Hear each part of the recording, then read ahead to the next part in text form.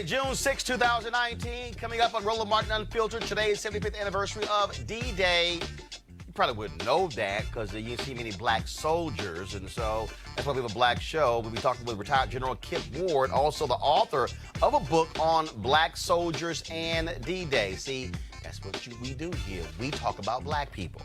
All right, also, Beto O'Rourke will be joining me. I had an interview with him earlier today. We were talking about a variety of issues, including what he is going to do for education, HBCUs, his thoughts on charter schools, and what will he be saying to white folks about white fear.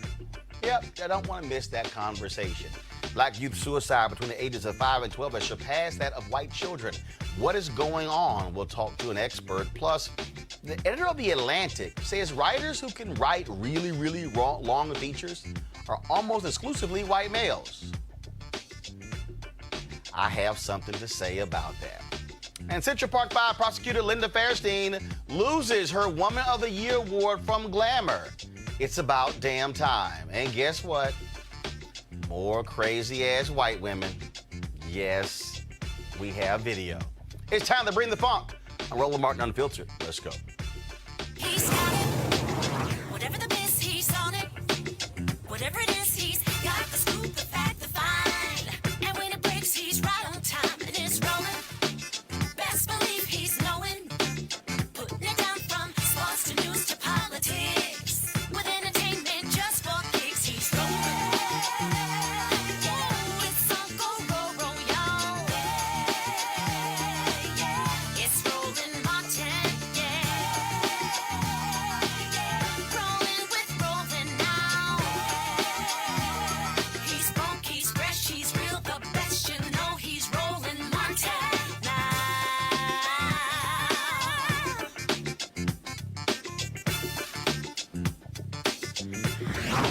Martin. All right, folks, there are more people running for president on the Democratic side than there are weigh-ins. Yeah, say it ain't so.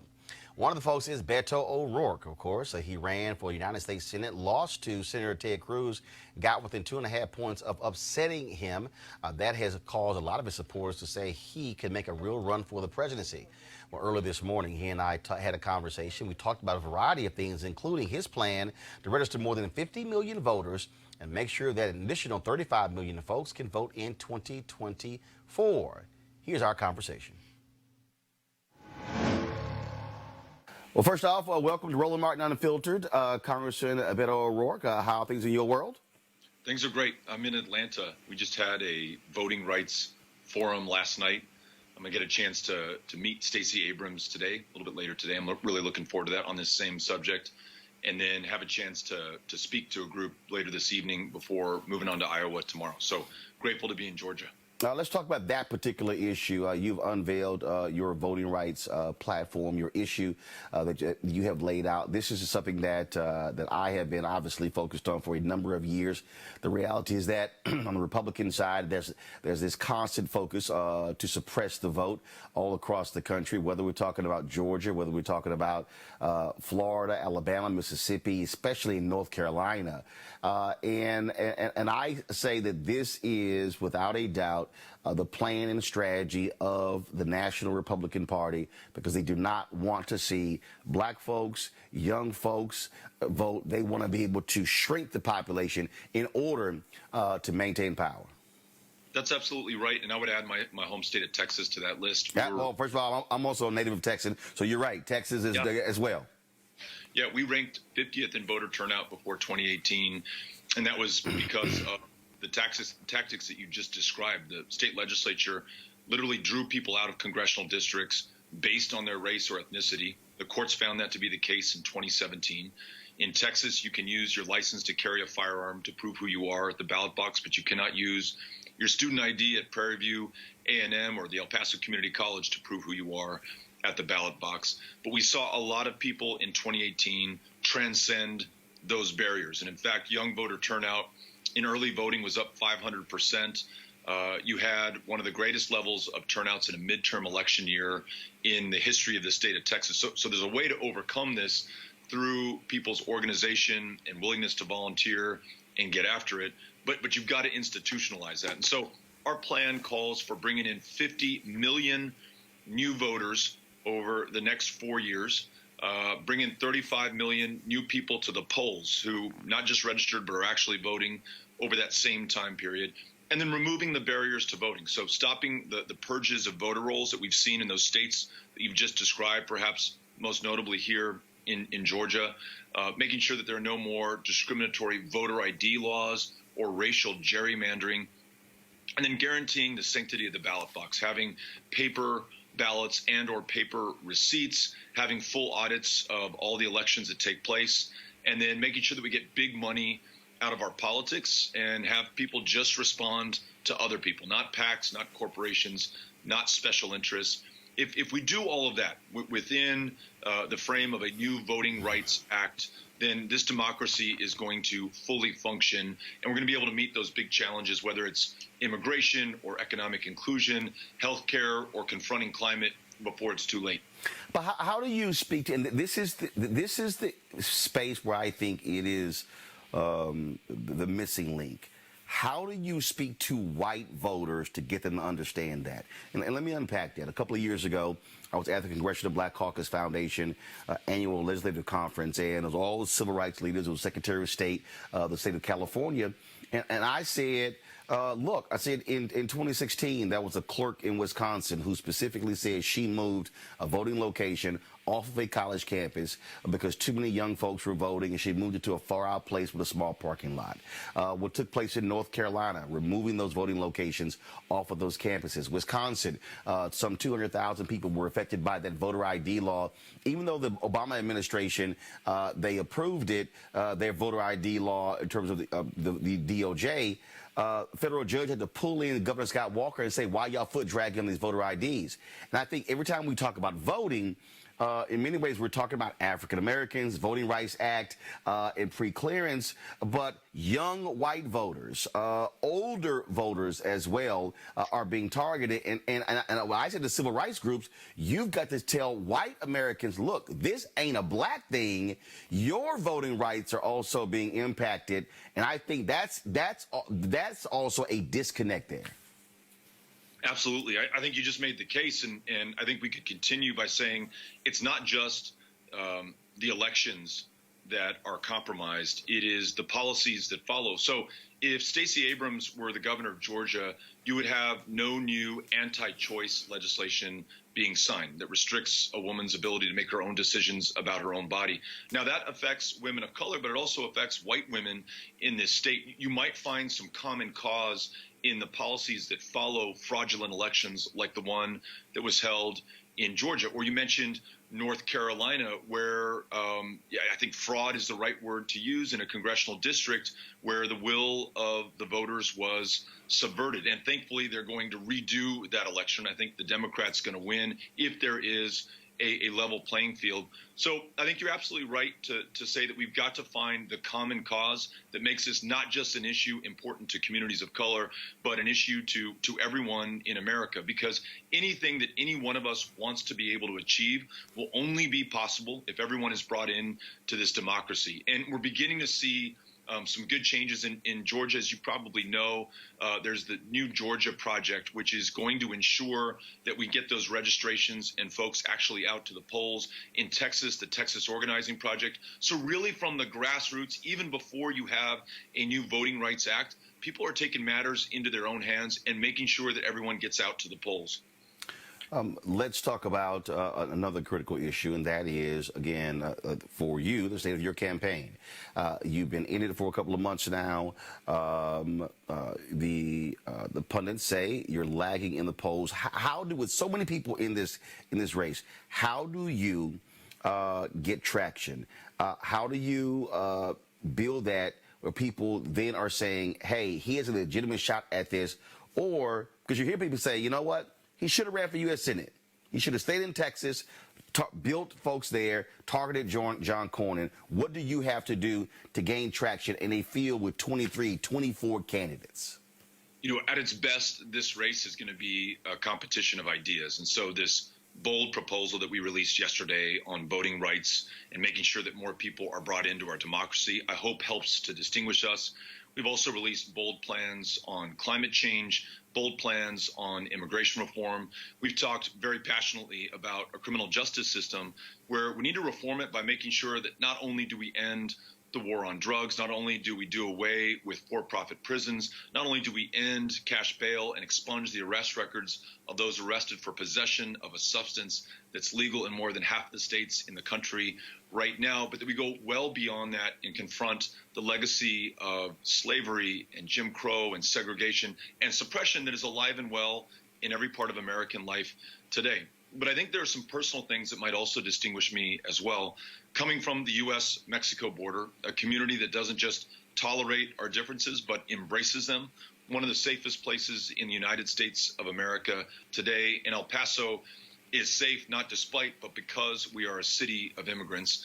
And in this race that we ran last year in Texas, one of the reddest states in America, we went to every single county and brought people in. It didn't matter how rural, how small, how red. We were going to show up with the courage of our convictions, talking about the most important issues, but then bringing you in to this process. And we also didn't take the big blue places for granted either. We showed up there as well and included people in the outcomes of that election.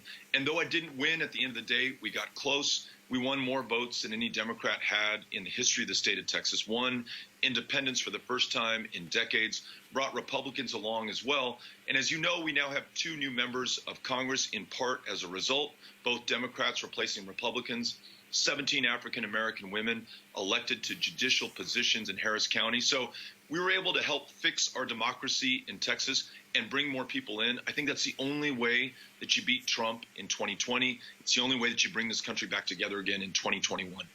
One of the areas that is also critically important that I talk about a lot deals with economics, and that is you've got 2.6 million black-owned businesses in America. 2.5 million of those only have one employee. When we had 1.9 million black-owned businesses several years ago, they were doing an average revenue of about $110,000 a year. Today, here we have 700,000 more black-owned businesses, and they're only doing an average revenue of $54,000 a year. And so what will you do to deal with that? Because having black businesses not being able to grow, not being able to have capital, not being able to build capacity has a direct impact on the economic future of African Americans, especially when you talk about wealth creation. I want to double the amount of money that we have in community finance institutions to get capital into the community so the businesses that you just described can expand and grow, hire, invest in new equipment and technologies, and expand their customer base. I want to make sure that the federal government, through the billions of dollars in procurement decisions that it makes, favors true small businesses and helps specifically minority-owned businesses to expand. One of the legacies that I just described, that I alluded to in terms of slavery and segregation and redlining, is the fact that you've got 10 times the wealth in white America than you do in black America. And this is going to exist and persist and be exacerbated unless you have structural changes in how the government purchases and how capital gets out into communities. So those 2 structural changes in terms of community lending, doubling the amount that we get out there, and procurement decisions from the federal government. And if you match that with a new deduction for small business owners in the tax code, especially these small businesses that you're talking about, I think you begin to get closer to parity, or at least you get people on the path to be able to pursue something closer to parity going forward. Those are 3 concrete steps that we can take. Let's also stay on that, because when we talk about, again, fostering job growth and job development, when you talk about those dollars, one of the biggest complaints that I've heard from mayors for years is that you've had plans in the past where they said, fine, we'll take the money and then we'll send it to states. Whereas mayors said, hey, wait a minute, we've had better outcomes when it comes to DBA participation, when it comes to African-American businesses. And so I think also a big issue is whoever is president saying, hey, let's bypass these governors and let's say, how do we target money directly to to cities, city programs where African Americans have done a lot better than statewide programs? Yeah, I couldn't agree more. I think the real innovation's happening at the city level right now. I was just in Columbia, South Carolina, visiting with Mayor Benjamin. He was telling me about the power of these community development block grants. He was able to use that small federal investment and match it, I think, 9-1, and build affordable housing in the city center of Columbia, housing that University of South Carolina students can afford, housing that others who might have otherwise been pushed out of their neighborhoods could afford, because he made developer investment and the zoning that was necessary conditional on affordability. So here you have a mayor who's tackling the crisis in housing affordability in the United States, and that's happening not at the state or the federal level, that's happening at the local level. So let's find those most innovative mayors and city councils, and let's invest in them. Couldn't agree more. Education is obviously another critically important issue. What is your specific plan for the nation's historically black colleges and universities? Obviously, in Texas, you have institutions that are private. You have Houston-Tillotson in Austin. You also have Wiley College, and you have Paul Quinn there in the Dallas area. And then, of course, your larger ones, TSU in Houston, as well as Prairie View, but also across the country. What is your plan for HBCUs? I was just fortunate enough to be able to give the commencement at Paul Quinn College last month. And one of the things that I learned from my visits to Paul Quinn is it is the first urban work college in the United States of America. They've been able to reduce the cost of tuition through this program. They've been able to guarantee more of their students jobs right after graduation, and the level of indebtedness is much lower than it was, say, 10 years ago at Paul Quinn College. But we know that HBCUs, because of smaller endowment sizes, have a much larger challenge in being able to make college affordable and prevent students from graduating with $30,000, $40,000, $60,000 in student loan debt. So a greater investment from the federal government in these HBCUs is absolutely critical. Any plan to make sure that we have free community college, that we do a better job of elevating unions and access to apprenticeships, must be combined with an investment in HBCUs, and then the ability to pay down debt affordably. So let's lower the interest rates, and let's absolutely expand the public service loan forgiveness program. If you're willing to work at the VA, teach school, invest part of your life in public service, I want to wipe clean the student loan debt that you carry so that you can focus on your career, your life, and serving others. Let's talk about, we talk about primary and secondary education. I went to magnet schools in Houston, Jack Yates High School, Magnet School of Communications. I am a huge supporter of charter schools because for me, I believe in every form of education if it works for the children.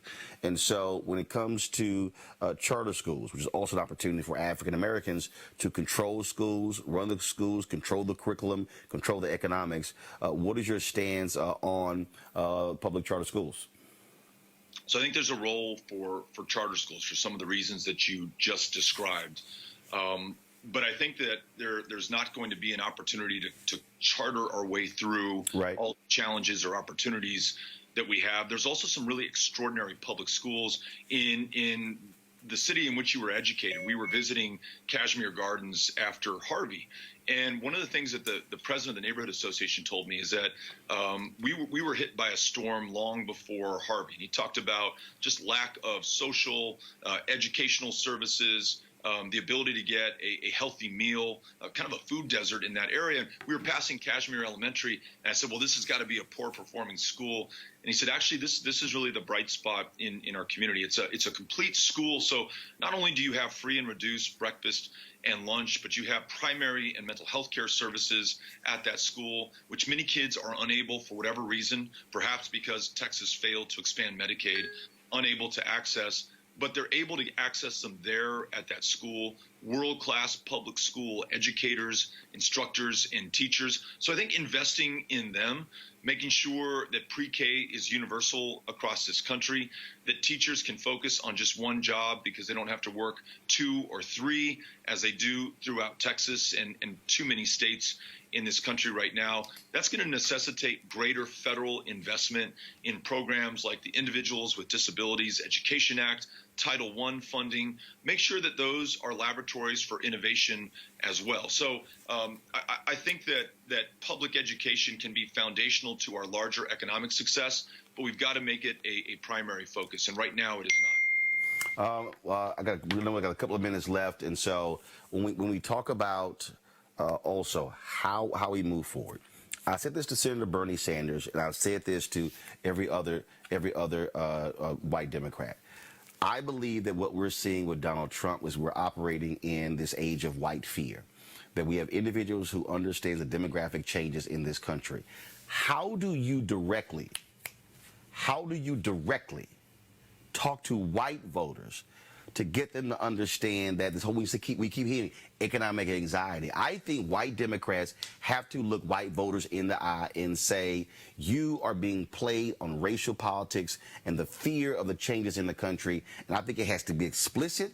It has to be clear. And also, I think white Democrats have to also go to the reddest places in the country and look at white voters in the eye and say, your health care sucks, your economics suck, and guess what? You're being played because you're being played on racial fears. Are you willing to do that, to look white voters in the eye and say, look, stop blaming another ethnicity for what's going on here. The America's changing. You have to accept the reality of what's going on. Yes, the answer is yes. And that's what I did across Texas in 2017 and 2018. It's what I've been doing in this presidential campaign, going to Southwest Iowa, for example, and listening to and talking with farmers who are really bearing the brunt of this president's trade policies. I mean, the soybeans, the corn that they're growing can no longer find markets in Asia. If he imposes these tariffs on Mexico, they'll no longer be able to sell there. They're already underwater in debt. They're already underwater from the floods from the Missouri River. This president is absolutely punishing them and distracting them, or at least trying to at the same time, by trying to make them scared of Mexicans, who he calls rapists and criminals, or Muslims, who he wants to ban from this country, or calling Klansmen or white supremacists or neo-Nazis very fine people. And I remind folks that this doesn't just offend our sensibilities. This leads to changed practices in our country. Hate crimes in America up 3 years and counting in a row. You had the mosque in Victoria, Texas, burned to the ground on the day that he signed his Muslim travel ban. You don't put kids in cages until you first describe them as animals or an infestation. So, yes, we talk about that in the places you might expect us to, but we talk about those things in the places you'd least expect us to, in front of all white audiences in rural parts of America. It's the only way that we're going to confront this challenge together and be able to overcome it. And it's going to take all of us. And so, yeah, I want to make sure that we take that message everywhere in this country. All right, Beto O'Rourke, I appreciate you joining me and Roland Martin Unfiltered. Thanks so much. Thank you. Very grateful. All right, folks, let's have a conversation about Beto O'Rourke with our panel. Joining me right now is, of course, from left to right, Abisha Cross, political commentator, Sinclair Group, Dr. Greg Carr, Chair of the Department of Afro-American Studies, Howard University, and Dr. Julian Malveaux, economist, president emerita, Bennett College. And so, Abisha, I'll start with you. He's qualified for the debate. There were a number of things that Democrats said to qualify. But the reality is, with all of the hype, all of the attention, I remember in 2018, I was at different places, and there was some young black kids. They were like, "Oh, he must run for president. He's the only one can win." And I kept saying, "But he lost." And that was it. And it was this. And again, and so he comes out, Vanity Fair cover, all of this coverage, and then peters out. There are 24 candidates. And the reality is, he's not in the top 5, top 7, top 8. Chuck Schumer's sitting there going, why aren't you running for the United States Senate? Do you believe that he should be running for president, or he should have stayed in Texas and run against Senator John Cornyn for that seat next year? He definitely shouldn't be running for president. I think that he was oversaturated during his Senate run last go round, but he definitely, came into this with a lot more esteem in himself than he probably should have had. Anyone who says I was born for this it should raise our level of sensibilities. But also, I think that there was an air of white male privilege in a lot of his conversation, and I think that that's coming back to bite him. Not only in terms of losing American support, but also not really being able to separate himself and his ideology from some of the other candidates. Right now, in a lot of his policy proposals, they look exactly like the other, or at least the top 15 candidates in the race. Joseph Pinion, Republican strategist, joins us via Skype. Joseph, it was really interesting because I have been sparring with Beto supporters all day long. They've been arguing with me about Texas, saying I have no clue about Texas politics. I even had one dude from Albany, New York, who was trying to tell me about Texas politics, and I said, out of the two of us, which one of us actually took 7th grade Texas history? I did, because I'm from there. And they kept talking about how he came close. And they got really mad at me because I said, let me be clear. Coming close isn't winning. Winning is winning. Losing is losing. And they kept talking about how Beto is the only person who can put Texas in play. And I had to remind them that, no, 2000, Al Gore ran for president, was the former U.S. Senator from Tennessee, lost his home state. Had Al Gore won his home state, he didn't need Florida. If Al Gore had just won Tennessee, he would have been president. And so it's really interesting just listening to them go back and forth. And I kept saying, yes, you're right. The enthusiasm, all the folks who out there. But he was also running against the one Republican who y'all hate, Ted Cruz. Yeah, I mean, I think realistically that if you look at what has transpired with Beto, you have to talk about two different things. You have to talk about the fact that, number one, he's running for his own political future. I think the reality is, I think he's smart enough to know that Texas is probably not going to go blue in a 2020 presidential election. And so from that standpoint, I think that from a personal standpoint, it was probably a fool's errand for him to try to run statewide. I think long term, I think that how does he maintain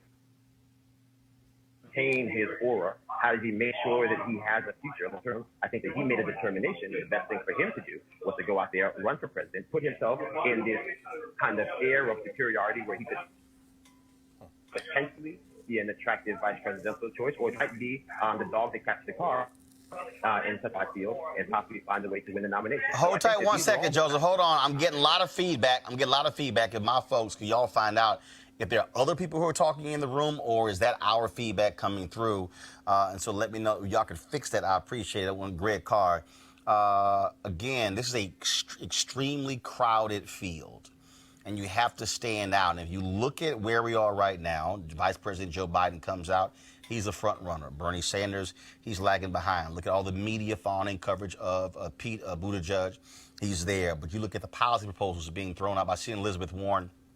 She's gaining traction. The two largest viewership of town halls on CNN and MSNBC this year have been Senator Kamala Harris, second to only the Bernie Sanders town hall on Fox News. And so when you look at that, people are very surprised and shocked that Beto O'Rourke is so far down compared to the amount of attention and coverage and enthusiasm that he got. Well, yeah, I'd have to disagree with Joseph when he said that, it was a fool's errand for O'Rourke to run again statewide. I would have to agree with what you've articulated, your sensibility in terms of if he had stayed in Texas and run against Cornyn. We see Cornyn now coming out against Trump on this question of these tariffs against Mexico. Why? Because Cornyn is scared now. Texas isn't the Texas that when John Cornyn entered the federal legislature. And, and I understand O'Rourke is young, he has some talent, but his namesake, not Beto, but Robert Francis O'Rourke, as in Robert Francis Kennedy, by that age, he had been Attorney General of the United States. He had been in the United States Senate. He had run a presidential campaign, his brother, John Kennedy's campaign. Beto O'Rourke is a great example, and Pete Buttigieg, as far as I'm concerned, of real affirmative action.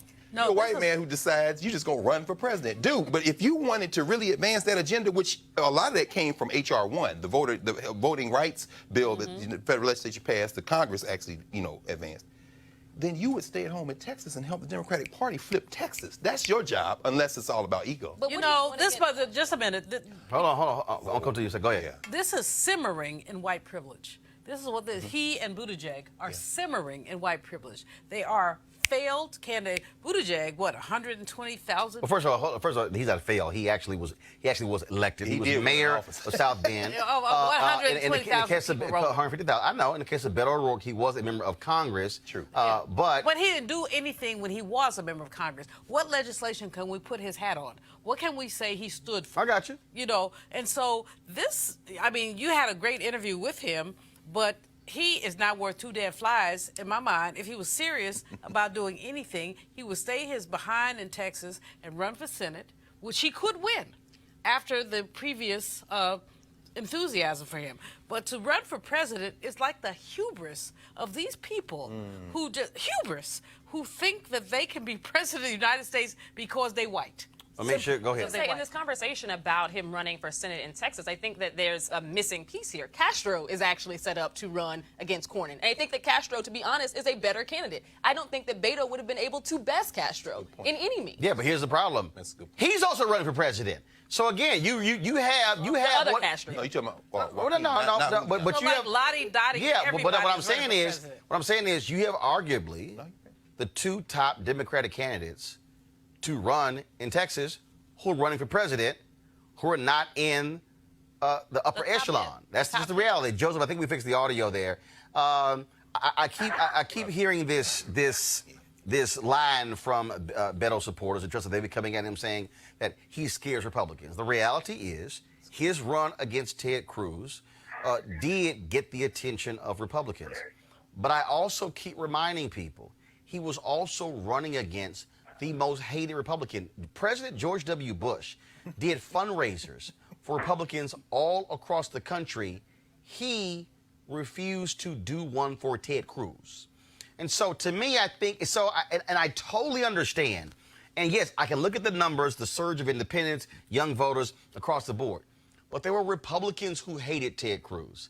I think it might be I think if he ran against Cornyn, you would, I think, have a much better view of whether or not Texas is transitioning away from being a solid red state, and that's why I believe, had he taken the time, not run for president, built the infrastructure, kept his team in place, focused on voter mobilization in 2019, and geared up for 2020, Democrats could also. Republicans have to defend a lot of seats, and so it would be a much better position.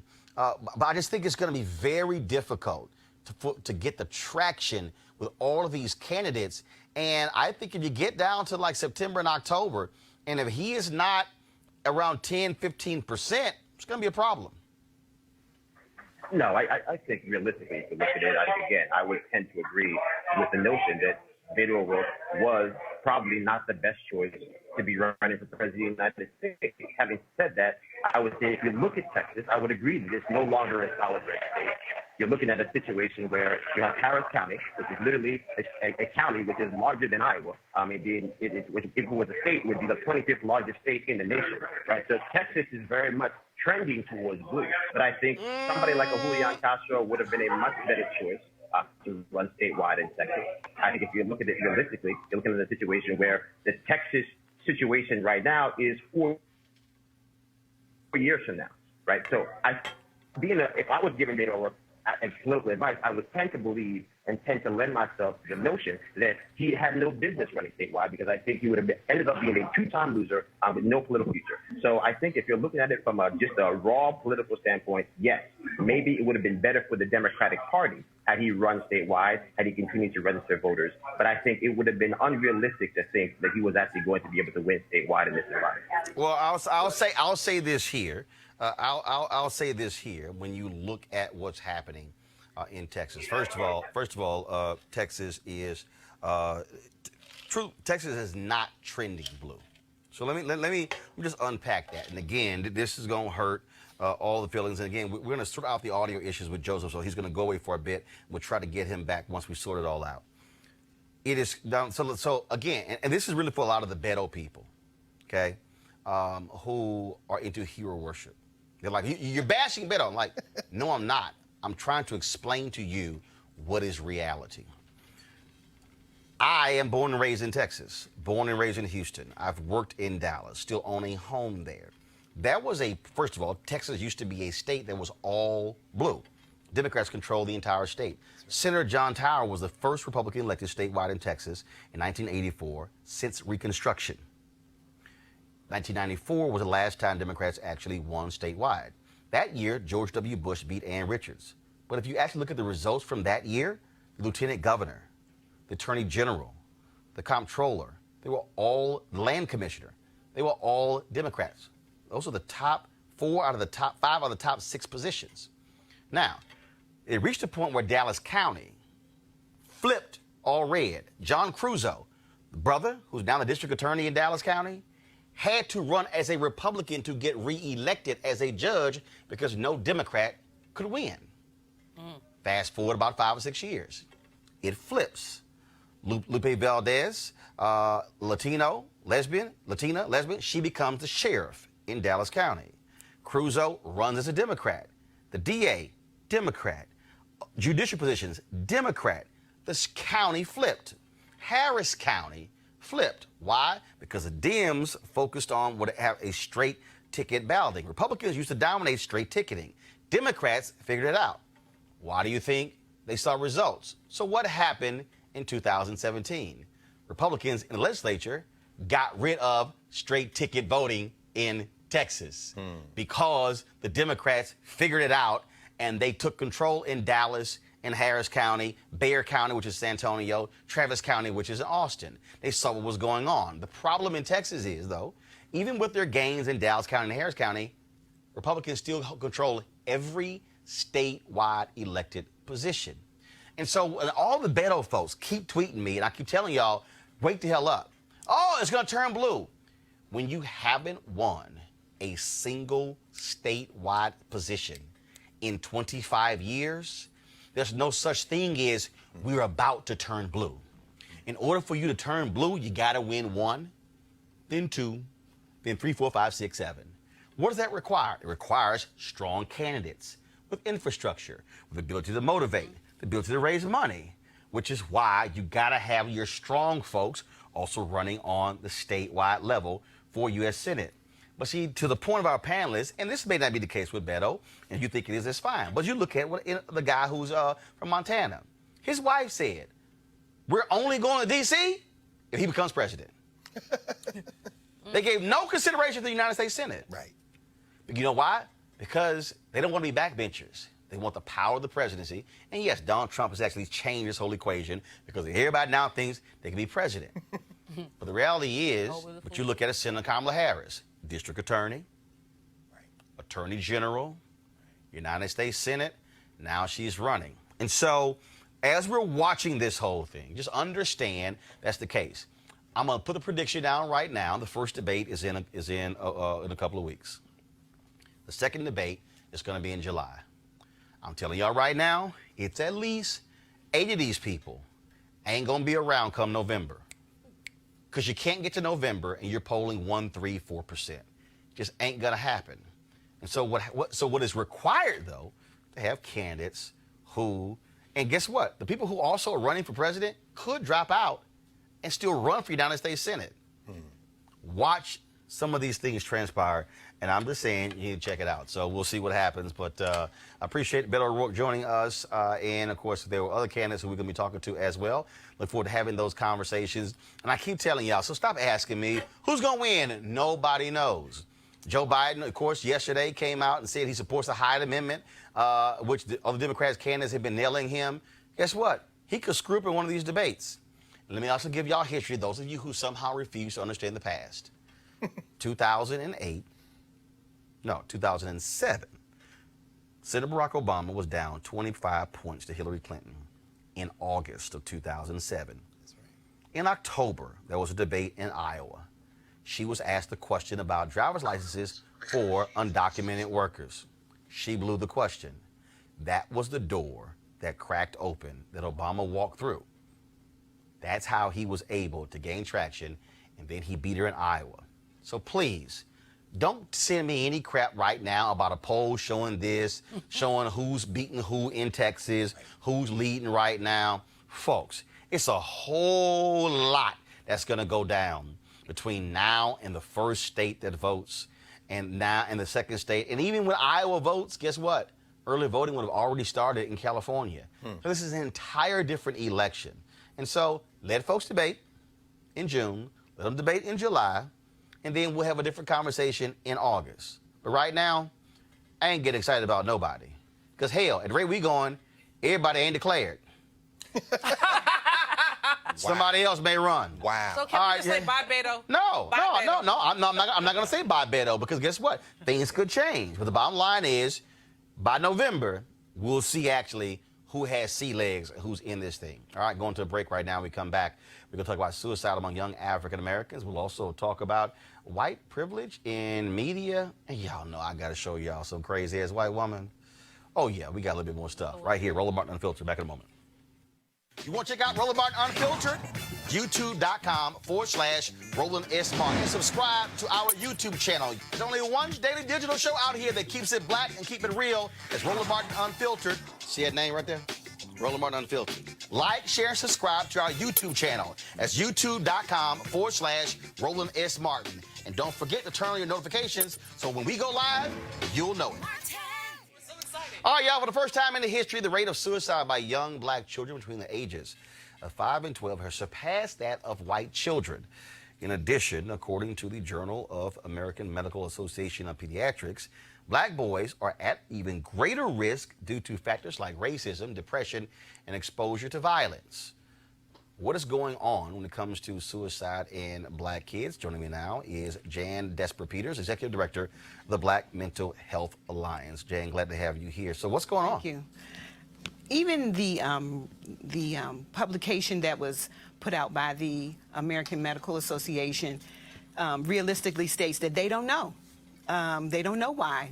The why is the million-dollar question. Is it because mostly white folks looking at it and they have not talked to black people? Yeah, well, that... See, this show's called Unfiltered, Jan. Right, We just okay. cut right to Just the chase. cut right to the chase. Right, this ain't I see. MSNBC. Okay, all right. We don't consider the feelings of white folks. Don't worry about it. Okay, all right. Feelings of white folks? What that? Right. I mean, and who's also doing the research? Who's doing the research to look at these young black children between the ages of 5 and 12?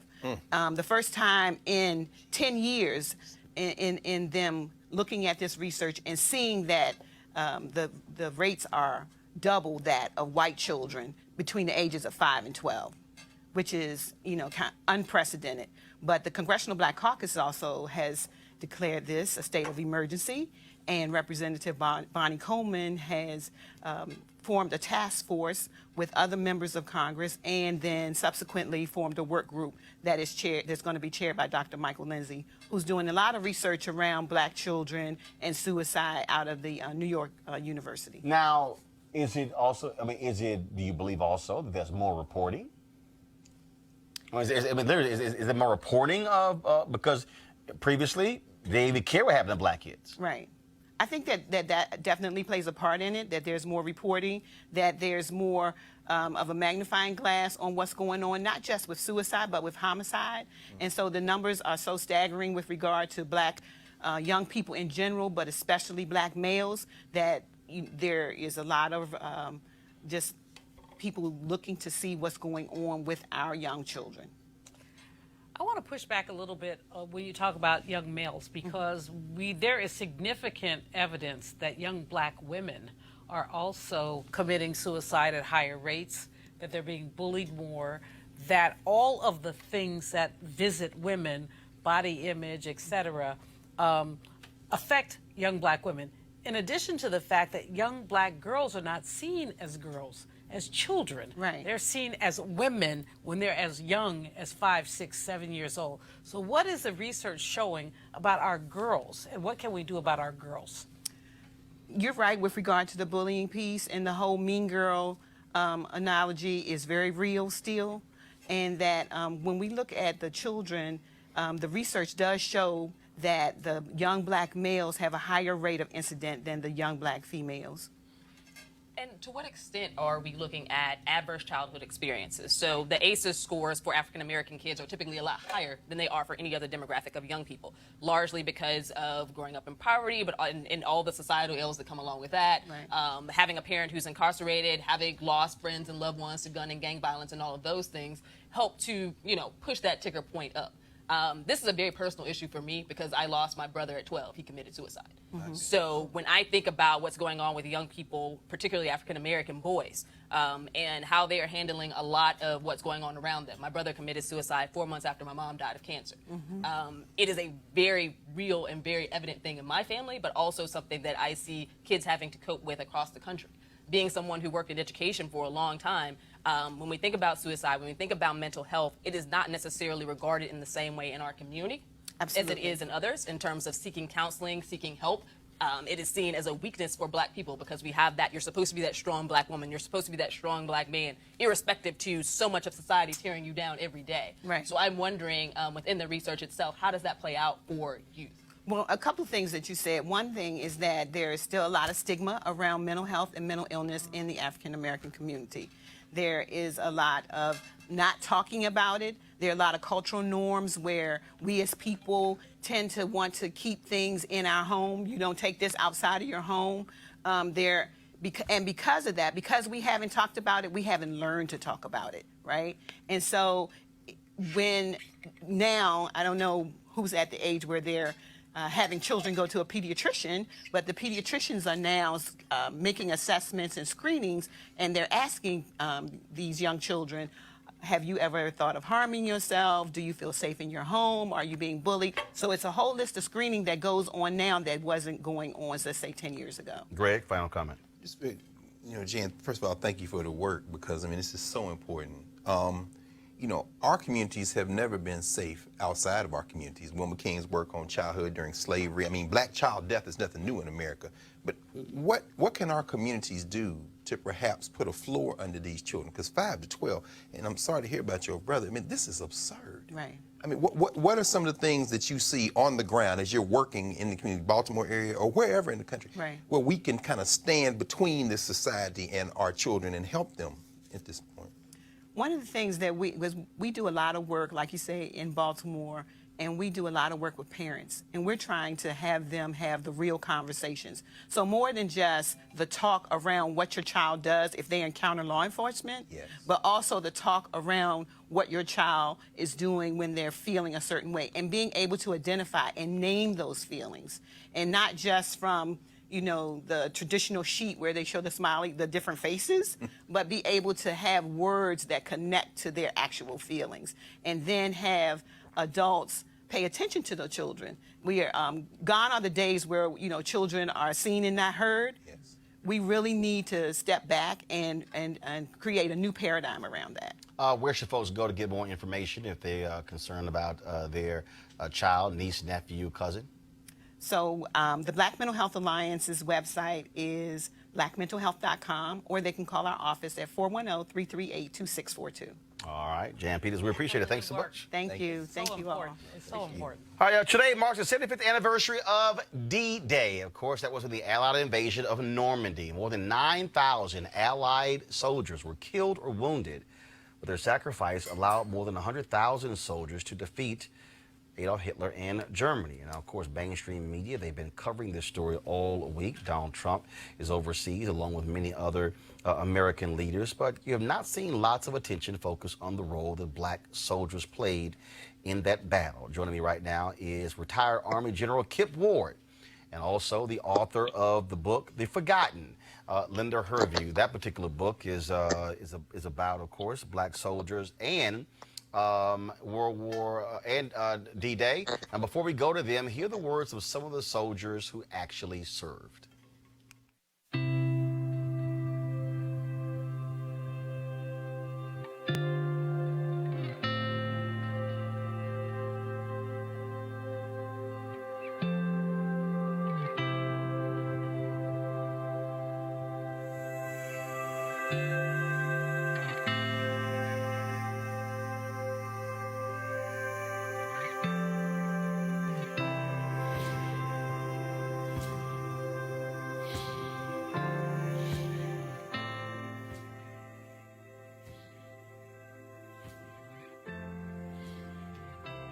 My name is William Garfield Abney. I was with the 320th Barrage Balloon Battalion. My name is Arthur Guest, 3451 9688.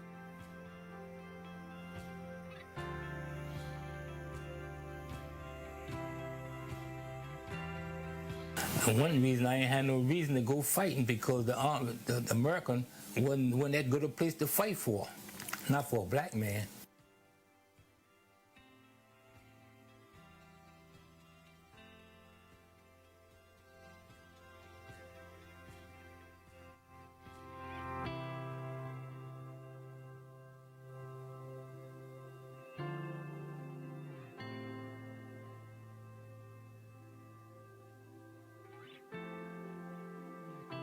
We was all trained to handle these balloons. You would send those balloons up on the cable and that lit it up and bring it in.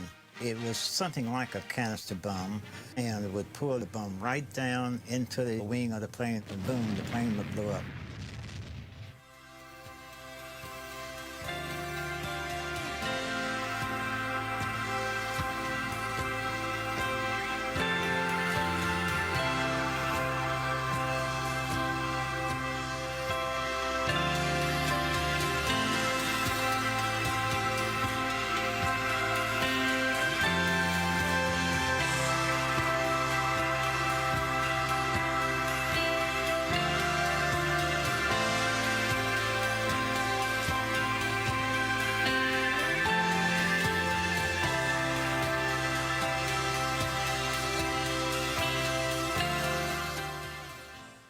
We certainly thank all soldiers who served in the United States military for their sacrifice in all of our wars, including World War II. But we specifically wanted to focus on these black soldiers.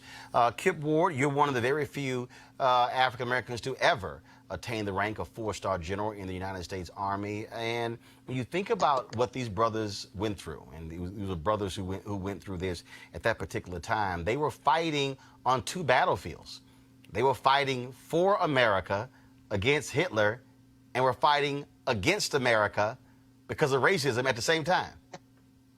You know, Roland, absolutely. First of all, good to be with you again. And, you know, those men, and in some cases women, who served during all of our nation's wars, as you've indicated, had many reasons for serving. Clearly, one of those predominant reasons was maybe by doing what they did to show America that they, too, were men, women, worthy of everything that this country had to offer. By going into battle, they could achieve those freedoms here at home. Certainly, as we know, wasn't always the case. And Kip, and when I was, again, so I love the people on social media because we operated in real time. So when I said the men, there were no women who were on the beach in Normandy that particular day. So I was specific to that because that's what we're dealing with. We talk about what black folks went through. We talk about again, here you are wearing a patch, we representing the United States, saying, pledging allegiance to fight for your country, knowing full well that when you go back home, you are going to have to encounter a different conversation. And over history, the role that these black soldiers played on D-Day, often not talked about. They certainly understood that. Coming back home, knowing that what they fought for abroad wasn't going to be available to them at home. But just as today, you know, the hope for a better tomorrow was a motivation for many of them. But by serving, maybe things would change for not necessarily them, but for those who would come behind them. And so their courage demonstrated in so many ways valiantly because they fought selflessly and fully knowing that what may be available for them wouldn't be there. But maybe by doing what they did, it would be something that those who would come behind them, other black Americans, could in fact have for themselves. Can you share with us, in your time in the Army, that you crossed paths with any of those soldiers who fought on D-Day, those black soldiers? As you pointed out, no women to be sure, only about 2,000. Unfortunately, many of them have gone on. I did meet one who has now passed on, who was in the anti-aircraft balloon barrage battery. Now, that was a group of men who were on that initial assault there. It was the 320th Anti-Aircraft Barrage Battalion. And so I met one of those gentlemen in fact, during the 60th anniversary of D-Day, when I was the Deputy Commander General of the United States Army Europe, and I was over there in charge of the European part of the commemoration, and he was in fact present during that time. I believe there's only one of those men still living today. When we think about, again, this history, when we think about black soldiers, I remember when Bill O'Reilly had the audacity to question Colin Kaepernick, saying he needed to read his book about World War II to understand patriotism. And I chose to actually read off a litany of books that Bill needed to read to understand black patriotism. To me, there is no greater patriotism to fight for a country that didn't love you. Absolutely. I mean, as I said, this was the height of selflessness in doing something for a country that didn't return it, but with the hopes that over time, other black Americans would be able to take advantage of the rights, privileges that this country provides as its ideal. Last question for you, Kip. What would you say to somebody right now why they should join the U.S. Army? Why should they should join the U.S. military? There are multiple reasons. There is no single reason why anyone would serve. And as I talk to youngs today who are currently serving, they're serving for a multiplicity of reasons. For better gain, something for educational benefits, for love of country.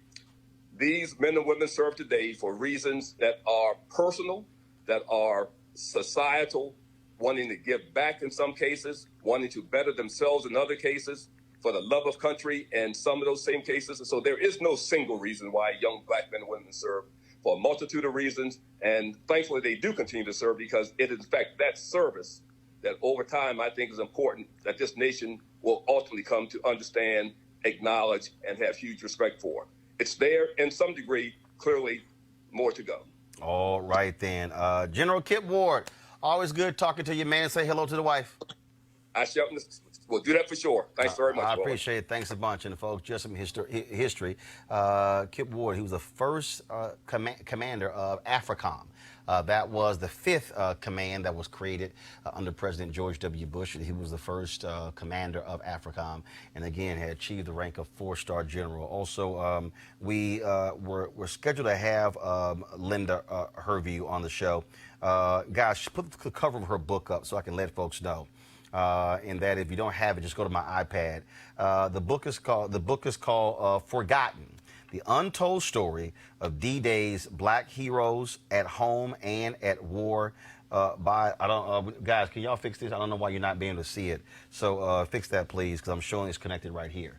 And this is important. I'm going to go out panel real quick. This is important because, again, when I went off on Bill O'Reilly, unfortunately, a lot of people who have no idea about our impact in the military. There was a campaign called GRED, the Double V campaign, that was going on at the same time, that launched by the Pittsburgh Courier, picked up by the Chicago Defender and others. It started in World War I, victory at home and victory abroad. That's right, because of the lessons we learned in World War I. Black folks have fought in the American Revolution as many blacks fought for the British as fought for the Americans, because we didn't care who won. We were trying to get free. I appreciate what that elder said. He said, I don't know if I had really a reason to fight. My father and 3 of his brothers, 3 of the 4 men in his side of the family were drafted into World War II.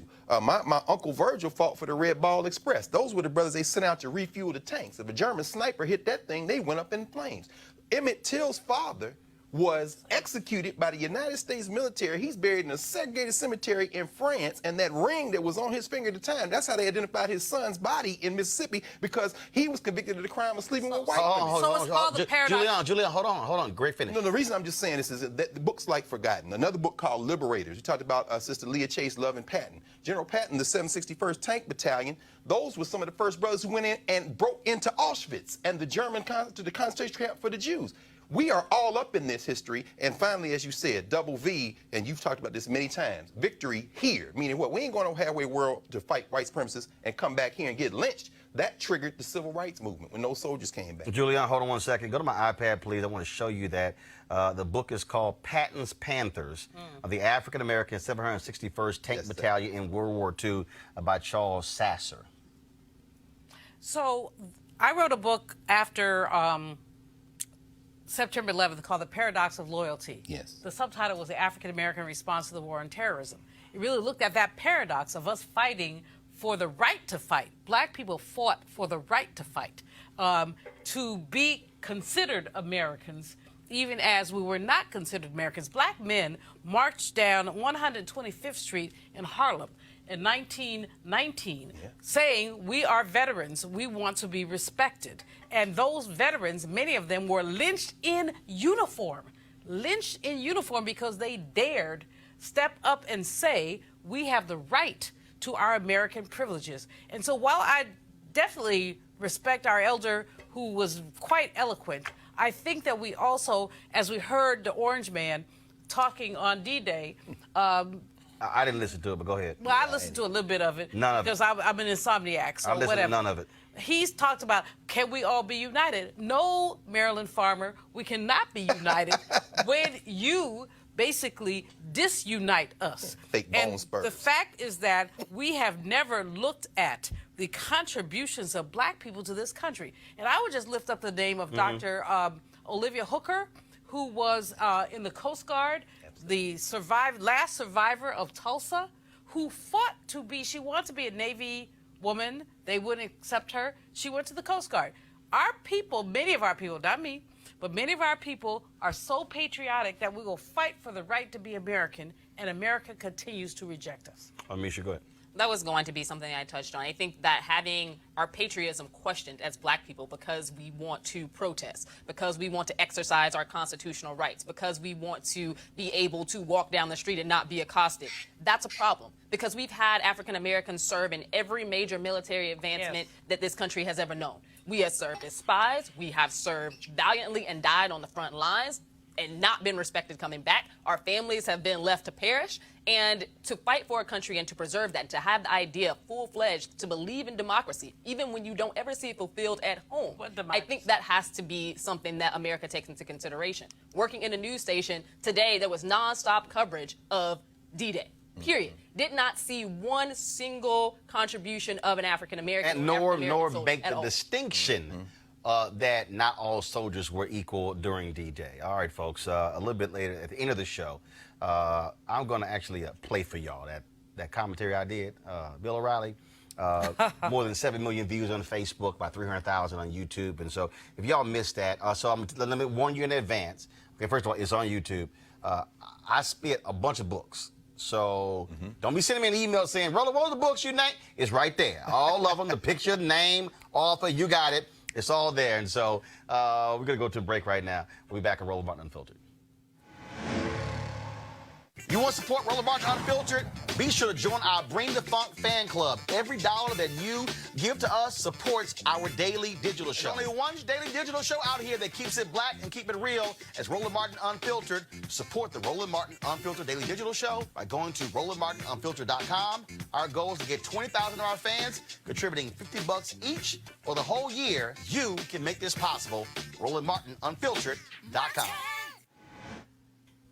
Hey guys, they're back. MarijuanaStock.org has another great investment opportunity. If you were lucky enough to invest in their last crowdfunding campaign, you know they raised a lot of money in just a few months investing in legal marijuana farms. Now, those initial investors now own shares of a publicly traded company. Folks, the last time, again, a lot of y'all missed it. Y'all were emailing me. Oh, what about it? Well, guess what? Now they have a new investment opportunity that is as good, if not even better than last. I'm talking about industrial hemp CBD. Now, for those who don't know, the hemp plant is the cousin to marijuana with a much higher concentration of CBD, which means hemp CBD gives you all of the benefits of marijuana without getting you high. Until recently, hemp farming was practically illegal in the U.S.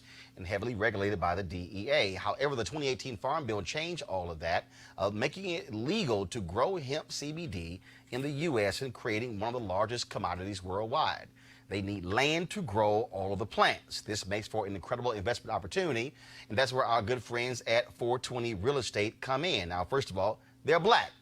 I'm saying that because a lot of African Americans are not in. Now, we were hurt by marijuana laws, And now white folks are benefiting financially from the change to those very laws. Well, the business model of 420 Real Estate is simple. They buy land that supports hemp CBD grow operations and lease it to licensed, high-paying tenants. That's right, they are hemp CBD landlords. And you can get in on the action. You can invest in this crowdfunding campaign for as little as $200 up to $10,000. Like I said, I'm not missing out on this, and neither should you. You should invest.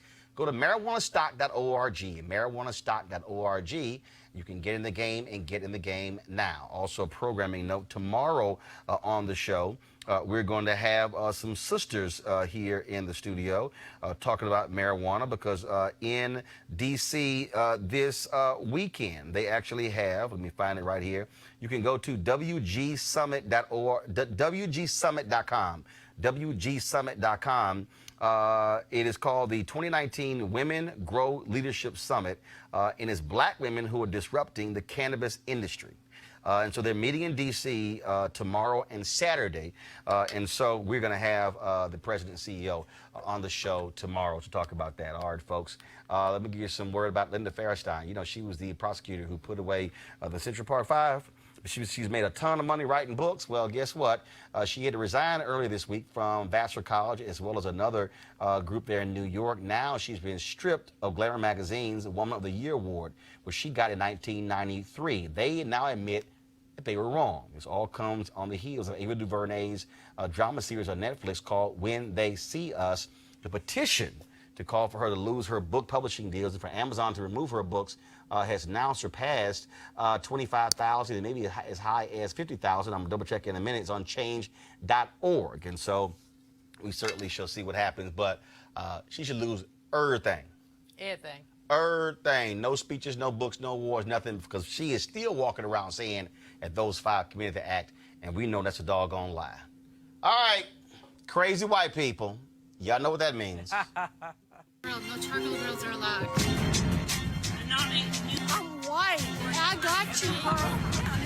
Illegally selling water without a permit On my property. Whoa! Hey! You don't live here. I'm uncomfortable. Lord have mercy. A Texas teacher was fired after asking Donald Trump on Twitter to remove the illegals from her school. Georgia Clark of Fort Worth admitted she wrote those tweets, but she thought she was sending a DM.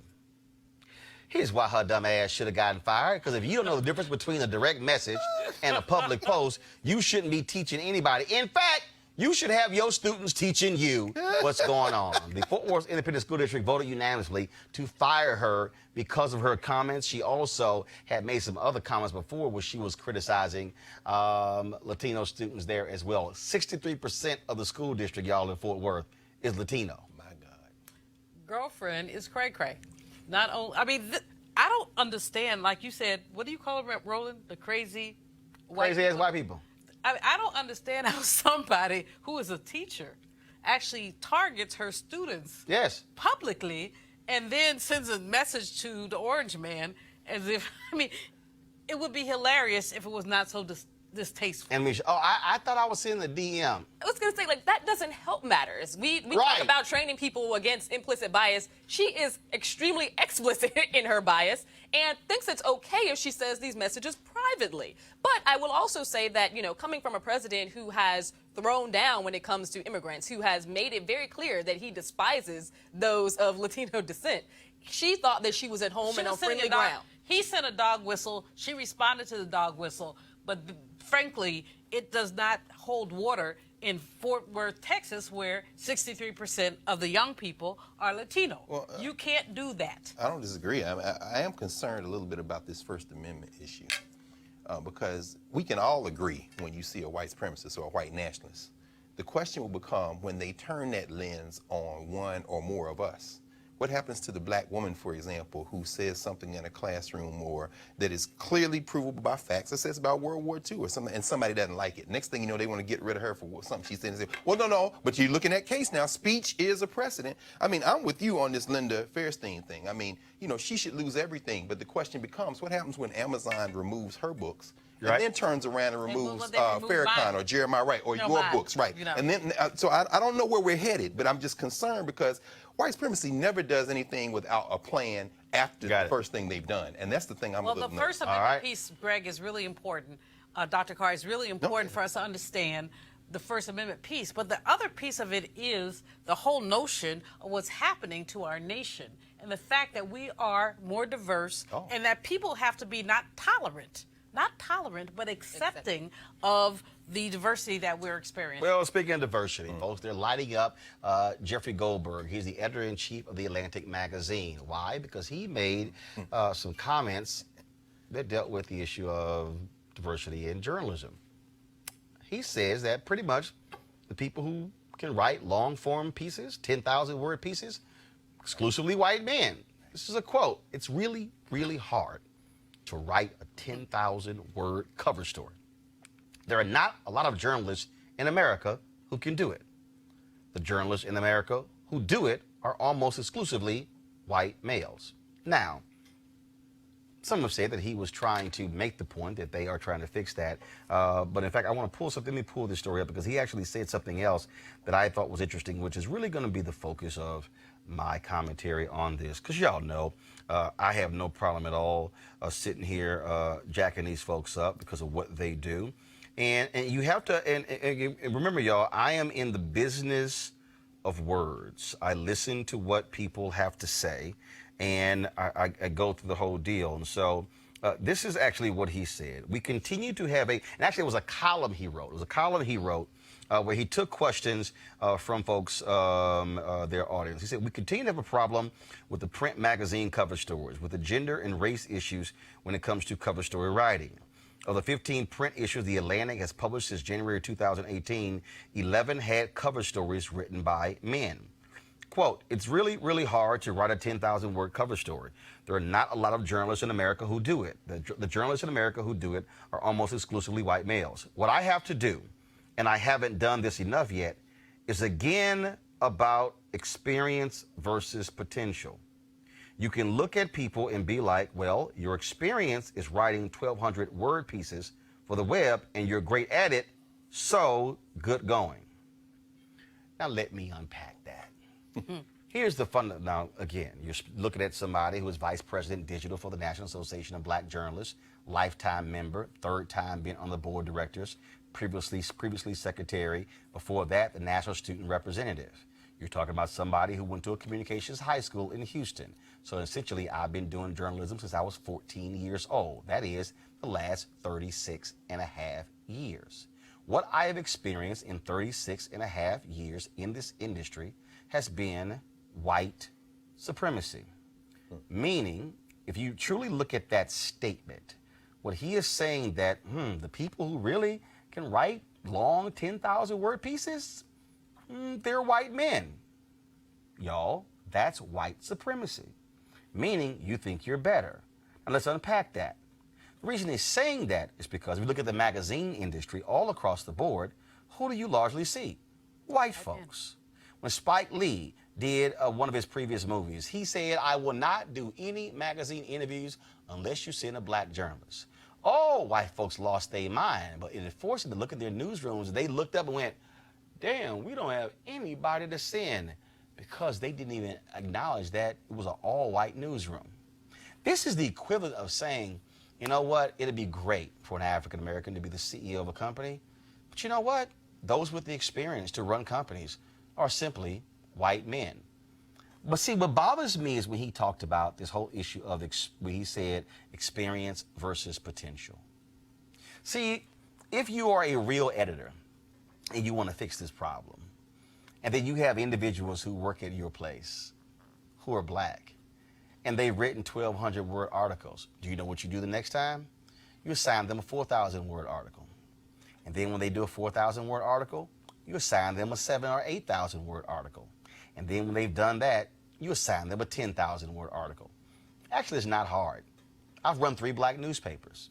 Every paper I've run, there were some people who were excellent, who were top of the line. But I always knew I couldn't solely depend upon them because I might need somebody else to write a cover story one day. And so I had to look into the newsroom to say, okay, was your skill set, and your skill set? And what I'm going to do is I'm going to give you a shot to do this here. Let me explain to you what we do here at Roland Martin Unfiltered. My control room is right there. Henry directs the show. Stephanie is sitting next to him. She's a producer. I said, Henry, I need Stephanie cross-trained to actually direct the show. Chelsea, who sits over here, who also is an associate producer. She's had to learn how to use the robotic cameras. Atlantis, my niece, who runs tapes, she also had to learn how to use robotic cameras. You know why that's the case? I need everybody to be cross-trained. Every person who works here is going to have to learn to use the Canon XA25, how to use that camera, the Canon XF405 4K camera, how to use it. Why? Because that's what leaders do, Jeffrey. They train up. They coach up. And if you're serious about this, that's exactly what you should do. And stop making excuses. There are black folks who now write for The Atlantic. Yeah. Adam Sir. Yeah. Jamel Hill. Yeah. And others. Adam Harris. Are you trying to say to me they don't have the ability to write 10,000-word stories? Right. It is because white men who are in power are comfortable assigning stories to other white men to doing the exact same coverage. It is no different than when you see these folks who are the ones leading the conversations in politics are largely white men. I have been at the table with 2 presidents where they've had the television anchors in the room. And I can tell you, in one of those meetings, before Lester Holt became the NBC Nightly News anchor, who was the only black person sitting in the room? Yours truly. When Lester got the job, guess what? We were there. Under Trump, when they invited some people, Yamiche Alcindor, who's not a television anchor, was there for PBS. It was Lester, me, and Yamiche. I brought Derek McGinty along because I had an open spot. They had 2 for us. Why am I saying that? It's because what black people have always said is, yo, when the hell we gonna get a shot? It's the same thing. If you keep pursuing white supremacy by trying to use experience as the reason why we can't find anybody, that's why you'll never find anybody. Because as long as you say if 11 men wrote cover stories, you're gonna have more men writing because you never actually make the effort. And here's the other piece. If you got somebody who isn't seriously experienced, but they have enough experience, that's why you have good-ass editors to edit their pieces. Y'all, I keep telling y'all, and I need y'all to hear me, why this is the last bastion. This, media. Why? Because media is America's greatest export. The world knows us because of our movies, because of our television shows, because of our newscasts, because of our music. That is what is exported to the world. People learn about America through what they see and hear on the big screen, small screen, now when it comes to digital media, and also when it comes to music as well. And so when Hollywood says, oh, we can't take that black film and they don't do well overseas, they do. You're actually promoting the same nonsense. Because when you say that, that means we're not going to put a black person in the film here because it's not gonna can't take it overseas, so therefore we can't sell it. So the black person never gets to be the lead. So you understand how this whole thing goes? This is the game. I keep trying to explain to y'all that. And see, what I also keep trying to explain to y'all, why it's important, why you got to have shows like this and black people running it, because I can do a roll call right now of the black people who have come through my shows, Washington Watch, News One Now, and Roland Martin Unfiltered, who when you turn on cable news, all of a sudden you see them. Paul Butler at MSNBC, Angela Rye at CNN, Shermichael Singleton, when you saw Paris Denard, when you see David Swerdlick, Lauren Coates, when you saw her on Hardball, she was on a panel on Hardball. Whose show does she host? Mine. Hosting ain't the same as a panel. You know what that's called? Opportunity. I saw Lauren said, I think she has host potential. Put her in the chair. Now she has her own show on Sirius XM. But CNN, y'all ain't seeing CNN put her in the host chair. But she can. And guess who says she should host Jeopardy one day after he retires? Alex Trebek. What did Alex Trebek see in Lauren Coates that nobody else saw? Wow. But CNN won't put her in the host chair. Do y'all see where I'm going? Jeffrey Goldberg, do you see where I'm going? If somebody who's in power doesn't decide to change the paradigm and begin to break this whole deal open, then it doesn't change. That's the only reason we support Branch Rickey. Jackie Robinson could always play ball. That's right. Jackie Robinson played ball in the Negro Leagues. By the way, he wasn't the best in the Negro Leagues. Mm-hmm. So it was no shock he succeeded in Major League Baseball because, hell, we knew he could play. Somebody just simply had to open the damn door, as James Brown said. Just open the door and I get it myself. The reality is, Jeffrey Goldberg, don't sit here and whine and complain about, oh my goodness, there's all these men. No, have the guts. No, have the balls to actually say, I am going to assign a woman the cover story. I am going to assign an African American the cover story. And if anybody in the room has a problem with it, then take it up with me, because that's why it says editor-in-chief. Jeffrey, I've run 3 black newspapers, and I had total control. I ran blackamericaweb.com. I had total control. I was the host and managing editor of News One Now. I'm the host and managing editor of this show, and I'm the owner. And guess what? I run it. My suggestion to you, learn how to be a damn leader and change the game. Poop or get off the pot. Poop. All right, y'all. I want to thank our panel for being here. Amisha, thanks a bunch. Greg Carr. Of course, Dr. Julianne Malvo as well. If you want to support Roland Martin Unfiltered, y'all take the music out. I'm going to play the Bill O'Reilly commentary. You want to support Roland Martin Unfiltered, go to RolandMartinUnfiltered.com. Join our Bring the Funk fan club. Don't forget, every dollar goes to support this show. As I said to y'all, again, today is the 75th anniversary of D-Day. And it's important for us to acknowledge African Americans and our contributions. So, when I was at News One Now on TV One, Bill O'Reilly had something to say about Colin Kaepernick and patriotism. Then I had something to say to Bill O'Reilly. Y'all get to enjoy this. I'll see y'all tomorrow. Speaking of not caring about black people, Bill O'Reilly. Oh, Lord. Folks, the Fox News host the other night, 2 nights ago, he tried to chastise Colin Kaepernick. Hey, he's written some book, and then he decides to go on his show, actually on the Today Show earlier, then he goes on his book, and he said this about the San Francisco 49er quarterback who's been protesting by kneeling during the national anthem for the purpose of bringing attention to police brutality. So here's my message to Mr. Kaepernick and his sympathizers. No nation is perfect, but American police officers very rarely shoot civilians. The statistics prove it. Also, while there is social injustice and blacks have suffered in this country, most Americans deplore bias, and we have seen tremendous improvements in that area. To overhype the few police shootings that do occur and to create hostility toward your own country should be put in a basket of deplorables. Perspective is everything in life. Now, I am going to send Kaepernick a copy of Killing the Rising Sun. I am not confident he will read it. But if he does, he might understand that millions of Americans have given their lives for the cause of freedom. Freedom for blacks in the Civil War. Freedom for everybody in the Revolutionary War. Freedom for Asians and freedom for Europe in World War II and World War I.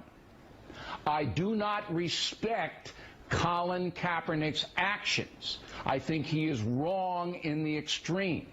And I think his frame of reference about his own country is scant. S-C-A-N-T. And I think that is stupid. S-T-U-P-I-D. Here's the reality. Did Bill O'Reilly just say that millions of Americans gave their lives for the freedom of black folks in the American Revolution? Last I checked, black folks were not free during the American Revolution. In fact, last I checked, many black folks who first came to this country in 1619 fought for the British in order to gain their freedom. That's a historical fact. Bill, what books are you reading? Because last I checked, 1776, America founded. Emancipation Proclamation did not come on until 1863, almost 100 years later, Bill. So exactly what black folks were freed during the American Revolution. Oh, then Bill, of course, cited the Civil War. And again, somehow believing that, oh, no, they were fighting for the freedom of black people. Really? So please explain to me the Great Compromise of 1877 that entered the period of Reconstruction after 12 years that ushered in Jim Crow. You know that deal that was cut where Republican Rutherford B. Hayes became president and Democrats said you got to pull the federal troops out of the South? See, that's the same history, Bill. So please explain to me again how black folks were freed, because if black folks were freed with the Civil War, then that means we would not have had Jim Crow. I mean, we would not have had to go through the Civil Rights Movement. But then, of course, you then have the audacity, the unmitigated gall to actually say that, oh, it was also about freeing black people during World War II. But please explain to me how many black soldiers came back to America and they still had racial hatred. Explain to me the black soldiers who were forced to ride in the back of rail cars when the German POWs were allowed to ride in front of them because of racism in America. See, Bill, you want Colin Kaepernick to read your book about patriotism and real patriotism. No, Bill O'Reilly, the real patriotism is when you're black in America and you fought for a nation even though that nation did not fight for you. That's real patriotism. So imagine those African Americans who fought in the Civil War knowing full well they were not fully free. Imagine the African Americans who fought in World War I and World War II and in the Korean War and the Vietnam War knowing full well that America was not willing to see them as free. That's actual history. So Bill O'Reilly, damn your book. Colin Kaepernick should not read your book because your book is a joke when it comes to patriotism. So, Bill, I got some books for you to read because it's clearly what you have been reading is absolutely nonsensical. So, Bill, here's the first one. Bloods, Black Veterans of the Vietnam War, an Old History by Wallace Terry. You might want to read that book to get the sense what it was like for black soldiers facing bigotry in Vietnam, supposedly fighting against communism when they're still fighting for freedom in America. How about this book, Bill? I Never Had It Made, an autobiography of Jackie Robinson by Jackie Robinson. If you read that book, Bill, you know what you're going to find out? You're going to find out that it was Jackie Robinson who also said in that very book why he did not salute the flag, why he did not stand for the national anthem, because he said America has never seen me as truly an American. That's what Jackie Robinson said. By the way, Bill, he was a veteran, served in the Army, but also had to go through a court-martial in Texas when he chose not to ride at the back of the bus. Oh, I'm sorry. I thought that black folks were freed in the American Revolution and the previous wars, so why did he have to ride at the back of the bus in El Paso, Texas? Let's go to the next book, Bill. Patton's Panthers, the African-American 761st Tank Battalion in World War II by Charles Sasser. That details those brothers who were sitting here fighting alongside Patton. Here's another book for you, Bill. American Patriots, the story of blacks in the military from the Revolution to Desert Storm by Gail Lumet Buckley. Yes, right. Black folks, actual American patriots. Here's another book, Bill. Strength for the Fight, History of Black Americans in the Military by Bernard C. Nolte. Something else you should read. But how about this one? Benjamin O. Davis Jr., American, an autobiography. A black man who we went to West Point and they did not speak to him for an entire year while he was at West Point. See, Bill, I thought we were all Americans. I thought we were all free. But you mentioned World War II, which your new book is about. So why don't you read this book called The Double V Campaign, African Americans in World War II by Michael L. Cooper. See, here's what you don't realize, Bill. The Double V Campaign was about fighting for victory abroad and victory at home. It was Robert Abbott, the founder of the Chicago Defender, who also started this when he founded the paper. They picked it up when John Sinstack became publisher of the Chicago Defender. You might want to read Evan McKaylee's book on the Defender, a black paper that changed America, because it was black newspapers who challenged America by saying, hey, how can we fight against the Nazis? How can we fight against fascism? But we have racism in America. Bill, you might then learn with the Double B Campaign. There was J. Edgar Hoover and the federal government who tried to put those black publishers in jail because they dared to write about the racism that was happening on military bases in America. Oh, I'm sorry. You ran up against a black man who can actually read. How about this book, Bill O'Reilly? The Counter-Revolution of 1776, Slave Resistance and the Origins of the United States by Gerald Horne. In that particular book, you'll read of those Africans of descent who chose to fight for the British because the British promised them their freedom. But Gerald Horne also makes the argument in his book, Bill O'Reilly, that the reason for the American Revolution was because the 13 colonies feared the British were going to outlaw slavery, abolish slavery, which was their only income in the United States. Because, see, Bill, it was slavery. It was picking cotton that created capitalism in America. It allowed America to become the greatest nation when it came financially, not the Industrial Revolution, but it was picking cotton. But I got another book for you, Bill, on the altar of freedom, of Black Soldiers' Civil War Letters from the Front by James Henry Gooding. See, that's another book. I got one more for you, Bill, Buffalo Soldiers, the Colored Regulars in the United States Army by T.G. Stewart. Also another book, Bill, The Marines of Montford Point, America's First Black Marines by Melton McLaurin. If you can read, Bill, they got an audio book so you can actually listen to them. You actually hear the stories of black soldiers talking about what was it like to have a uniform on, to have an American flag on their shoulder, but still face racism in the military. I dare say there has been no person who has been a true American patriot than an African American who has been willing to fight for this nation when the nation would not fight for him and her. That, Bill, is American history. That's the history that Colin Kaepernick is talking about. And so if you want somebody to read your book, why don't you actually read what it's like to be a real patriot? So Colin Kaepernick, if he sends you your book, his book, throw it in the trash and then send him an Amazon gift card to go buy some other books so he can learn what it's like to be black in America, what it's learn how to fight for America, what it's learn to be when you're Medgar Evers and you fought for America, but you had to come back in your uniform. Bill, read about those black soldiers who came back from World War II, who were lynched in their uniforms, who were shot in their uniforms. They fought for America, but America then turned around and killed them. Bill, school is now over. It's time for you to go do some damn homework. Kickstart your day at 7 and get the news you need from the perspective you want. News 1 Now with Roland Martin. Every weekday morning at 7 on TV 1.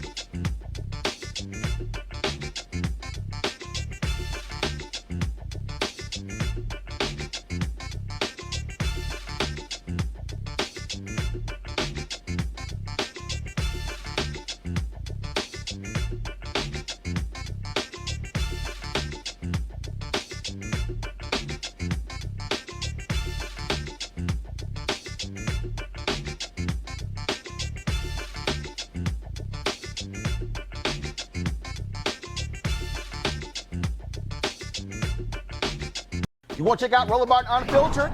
YouTube.com/Roland S. Martin. And subscribe to our YouTube channel. There's only one daily digital show out here that keeps it black and keep it real. It's Roland Martin Unfiltered. See that name right there? Roland Martin Unfiltered. Like, share, and subscribe to our YouTube channel. That's YouTube.com/Roland S. Martin. And don't forget to turn on your notifications so when we go live, you'll know it. Hey fam, want to check out Roland Martin Unfiltered? The blackest show on all of digital, cable, and broadcast. Check out our audio podcast. There's only one daily digital show out here that keeps it black and keep it real. It's Roland Martin Unfiltered. Press play. You want to support Roland Martin Unfiltered? Be sure to join our Bring the Funk fan club. Every dollar that you give to us supports our daily digital show. There's only one daily digital show out here that keeps it black and keep it real. It's Roland Martin Unfiltered. Support the Roland Martin Unfiltered daily digital show by going to RolandMartinUnfiltered.com. Our goal is to get 20,000 of our fans contributing $50 each for the whole year. You can make this possible. RolandMartinUnfiltered.com.